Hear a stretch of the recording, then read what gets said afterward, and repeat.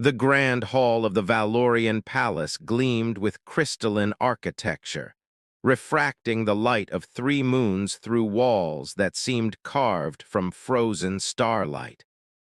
Ambassador Marcus Chen stood beside Princess Lyrakai, the emperor's youngest daughter, whose lavender skin and silver markings denoted her royal lineage.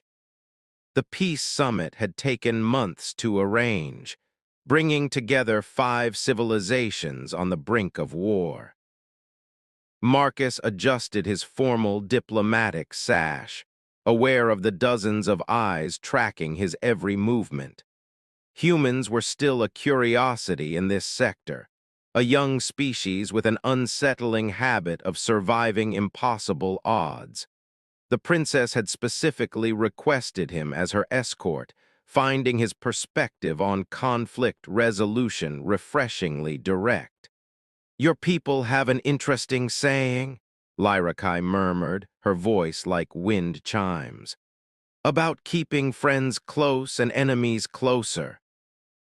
Marcus smiled slightly. "We have a lot of sayings, not all of them are particularly wise." The assassination attempt came without warning. One moment the Keltharian delegation was bowing in greeting. The next, a plasma blade materialized in the hand of their security chief, arcing toward the princess with lethal precision. Marcus couldn't afford to. His body moved on pure instinct, honed from years in Earth's diplomatic protection service.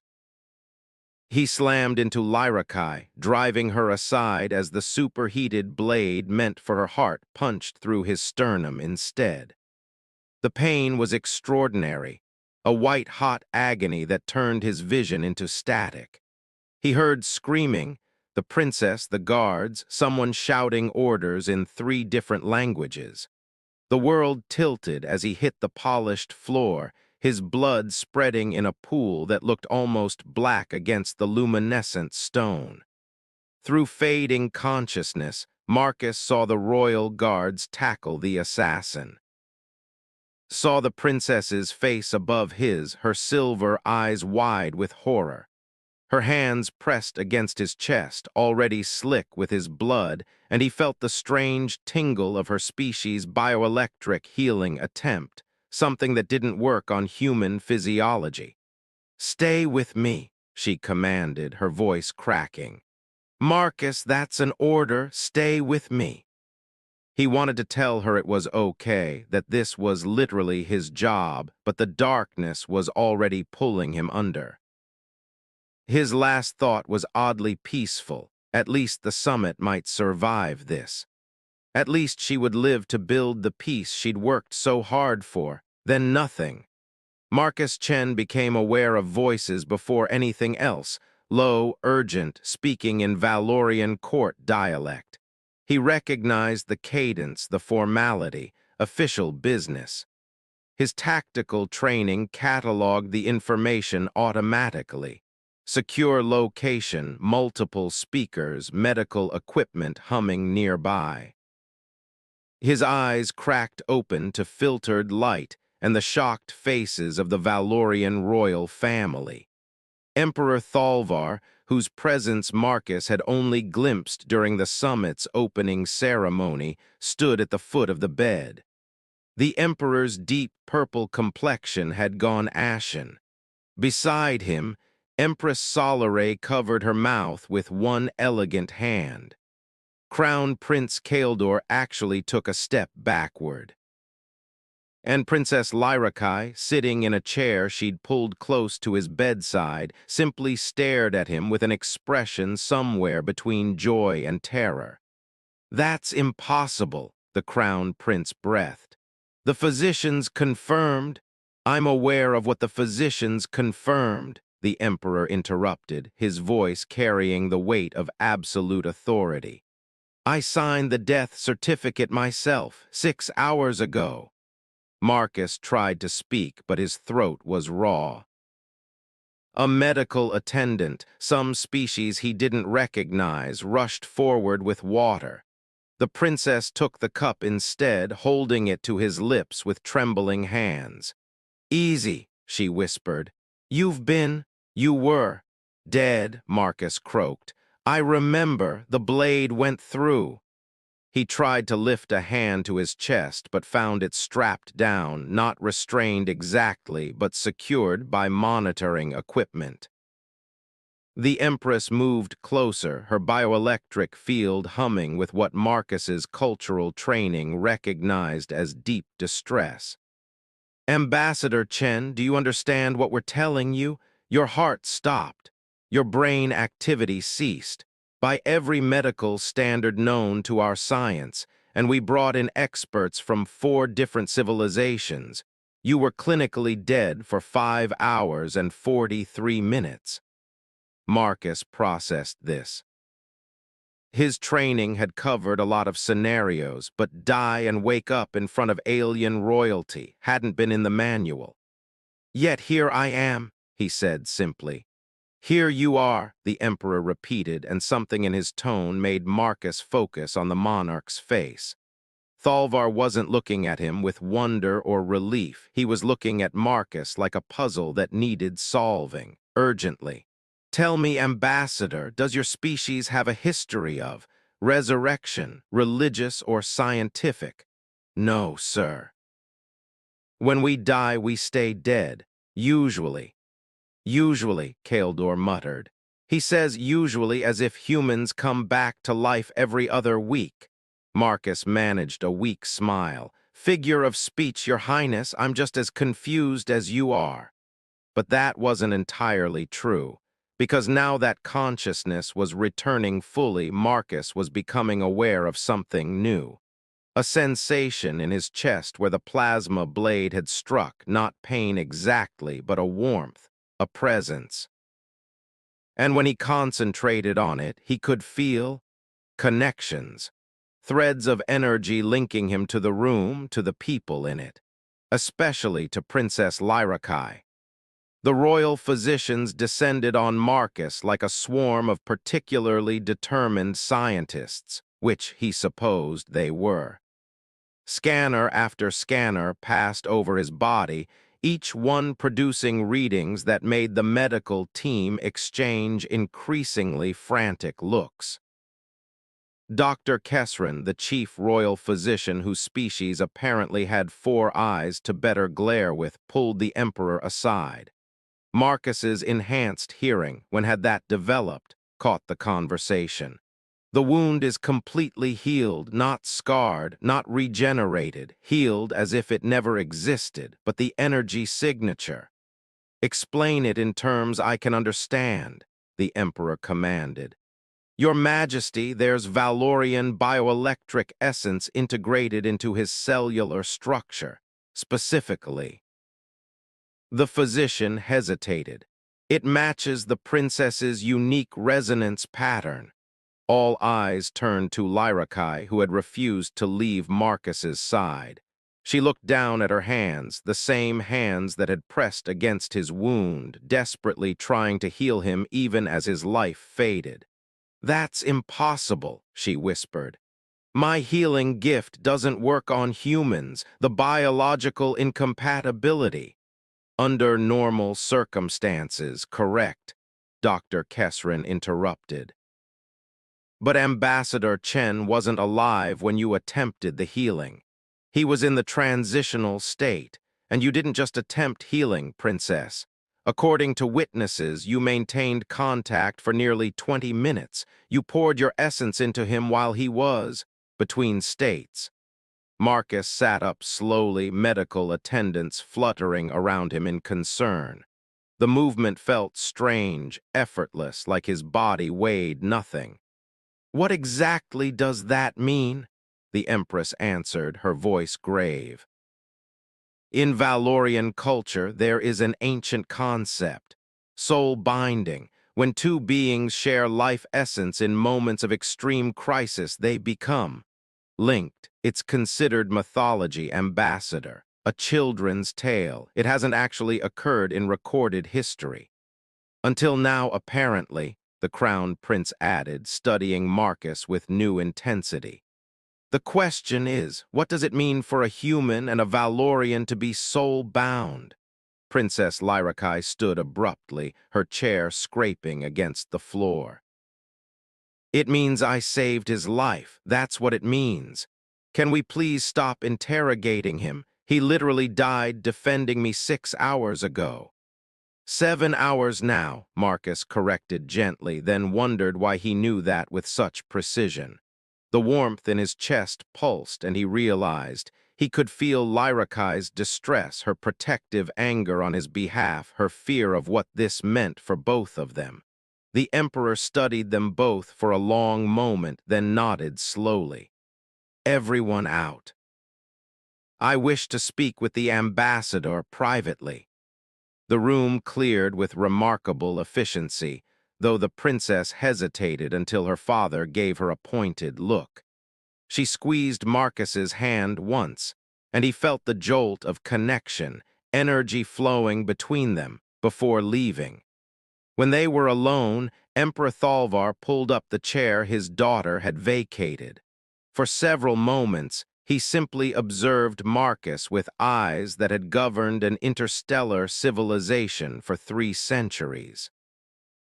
You took a blade meant for my youngest child, he finally said. Without hesitation. Why? Marcus met his gaze. It's my job, Your Majesty. I'm a protection specialist. The princess was under my watch. And if I told you that by Valorian law, soul binding creates a bond that cannot be broken except by death, that you and Lyrakai are now connected in ways that will affect every aspect of your lives, then I'd say. Marcus paused, touching the spot where the wound had been. I'd say that some things are worth dying for, and if coming back means I'm tied to someone who values peace over war, who tried to save me even when it should have been impossible, I can think of worse fates. The Emperor's expression softened fractionally. You don't understand what you're saying. The implications are probably vast and complicated, yes, sir. But right now I understand 2 things. The princess is alive and the peace summit can continue. Everything else we'll figure out as we go. That's kind of what humans do. For the first time, Emperor Thalvar smiled. Perhaps my daughter was wise to request you after all, Ambassador Chen. The news of Marcus's resurrection spread through the palace like wildfire, and with it came complications he hadn't anticipated. The Keltharian delegation, minus their now imprisoned security chief, demanded to know if humans possessed secret immortality technology. The Dravian observers insisted on conducting their own medical examination. 3 different religious groups claimed he was the fulfillment of various prophecies. Marcus endured it all from the medical wing, where Dr. Kesrin adamantly refused to discharge him despite his perfect health readings. Perfect is the problem, the physician grumbled, manipulating a holographic display of Marcus's cellular structure. Humans aren't supposed to have bioelectric resonance. You aren't supposed to be able to sense emotional states 3 rooms away. And you definitely aren't supposed to have a resting heart rate synchronized with a Valorian princess.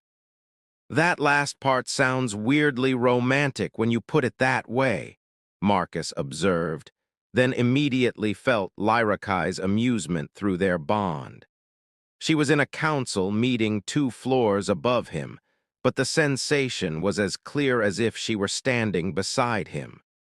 The door chimed, and the princess herself entered, proving his spatial awareness wasn't just wishful thinking. I could feel you being insufferable to the medical staff, she said, though her smile took any sting from the words. Father's given permission for you to attend the afternoon session if you feel up to it. Marcus stood, noting how the princess's pulse quickened slightly, how her bioelectric field brightened. I should probably ask, is this going to be awkward, the whole soul-bound thing? Lyrakai settled onto the edge of his bed, her expression thoughtful. I've been researching the old texts. Soul binding isn't. It's not romantic, necessarily. It's a resonance of life force, shared essence. The mythology says it only occurs between beings who are fundamentally aligned in purpose and spirit. So we're cosmically compatible co-workers. She laughed, the sound like crystal bells. Something like that, though the texts also suggest the bond deepens over time. Thoughts and feelings become shared. Eventually, great distances become painful. We'll be able to sense each other's physical and emotional states always. That could be complicated during negotiations, Marcus admitted. If I can feel your responses to proposals, or if I can sense when you're strategically withholding reactions, she countered.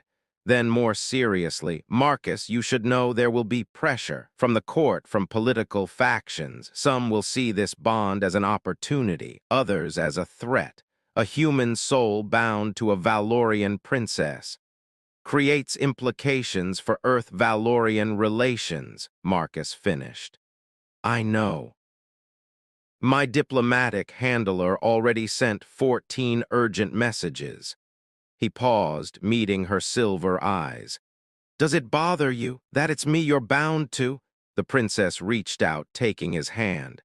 The moment their skin touched, Marcus felt the full depth of her response, gratitude, wonder, a fierce protectiveness that mirrored his own, and underneath it all, something he couldn't quite name, but that made his chest tighten. You died for me, she said softly. You didn't know about soul binding or resurrection. You just moved, no calculation, no hesitation.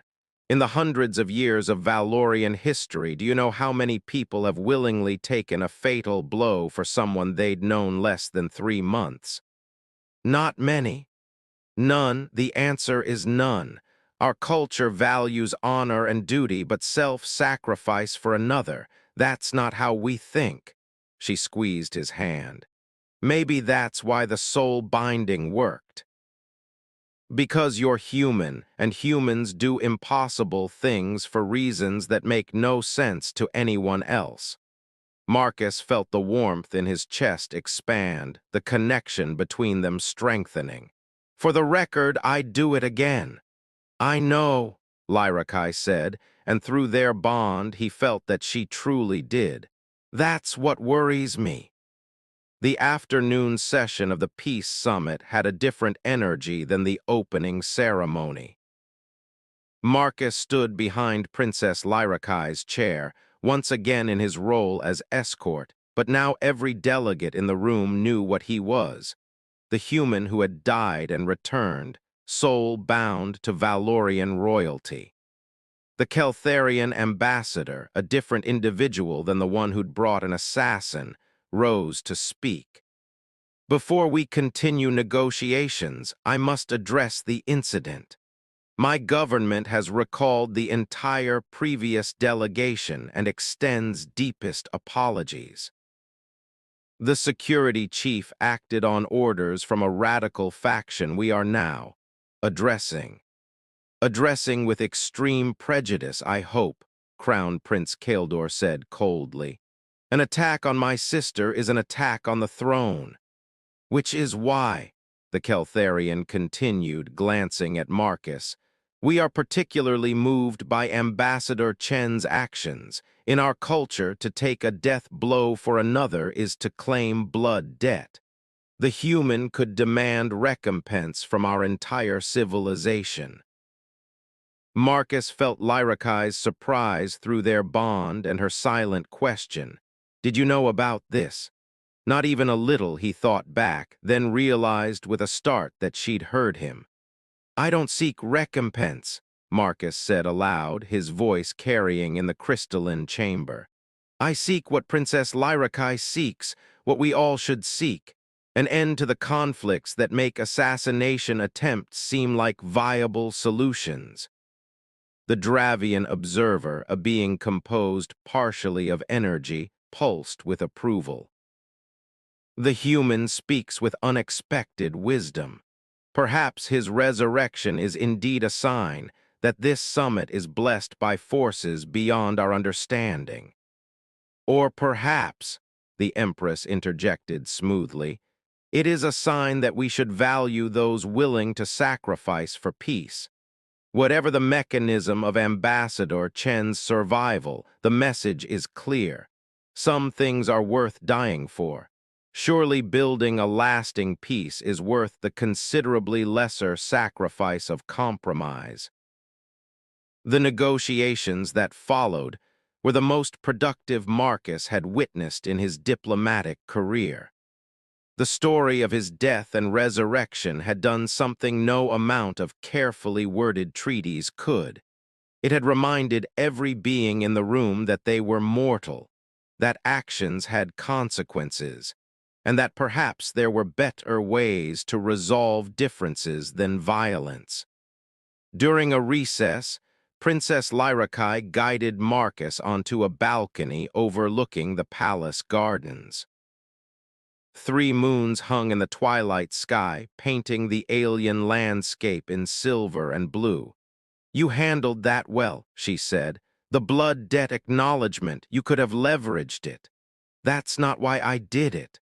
Marcus leaned against the railing, aware of the princess's presence beside him in multiple ways, now physical, emotional, the strange resonance of their shared essence. "Can I ask you something?" "Of course." "When you were trying to heal me after I was already gone, what were you thinking?" Lyrakai was quiet for a long moment. "That it wasn't fair, you just arrived in our sector, you had your whole life ahead of you, and I was thinking." She paused, her bioelectric field flickering with emotion. "That I couldn't let someone who believed so strongly in peace die in an act of violence.